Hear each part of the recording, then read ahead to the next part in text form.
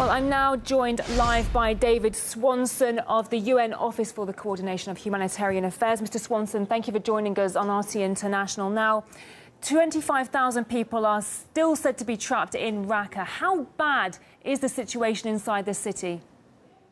Thank you very much. The humanitarian situation for the up to 25,000 civilians still trapped in Raqqa city is nothing short of dire.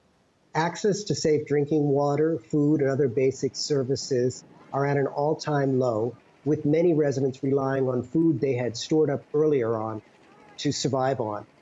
Equally disturbing is the fact that health access is very, very poor. There are very few doctors on the ground. There's currently only one functioning hospital and unit in the ISO-controlled part of the city. Now, the battle for control of the city is raging throughout the day and throughout the nights. Is it even possible to get the necessary aid into the city?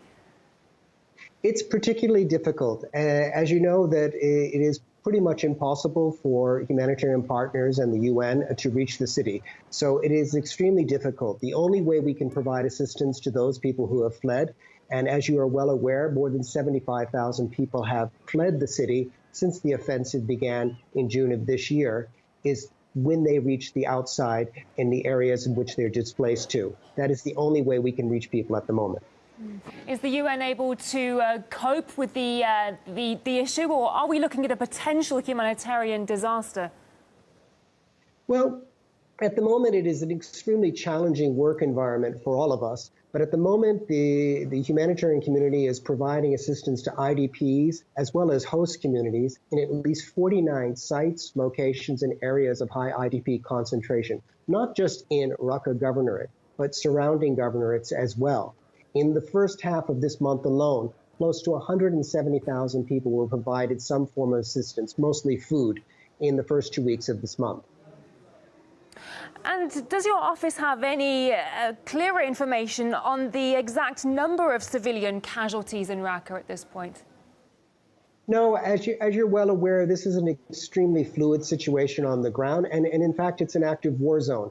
I did see the Amnesty International report today, but at the moment, we're not able to confirm any figures at this point. Whose responsibility would you say it is for providing basic needs for those who've already fled the terrorist-controlled areas?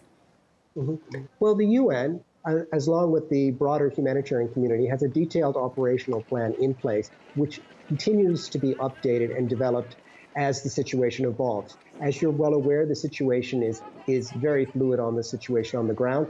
And additionally, the situation becomes more challenging as the time goes on. As I mentioned, we currently are providing assistance to tens of thousands of people in at least 49 sites, areas, and locations of high IDP concentration, not just in Raqqa Governorate, but in surrounding governorate, in areas where people have fled to. OK, Mr. David Swanson from the United Nations Office for the Coordination of Humanitarian Affairs. Thank you for joining us on the programme, sir. Thank you.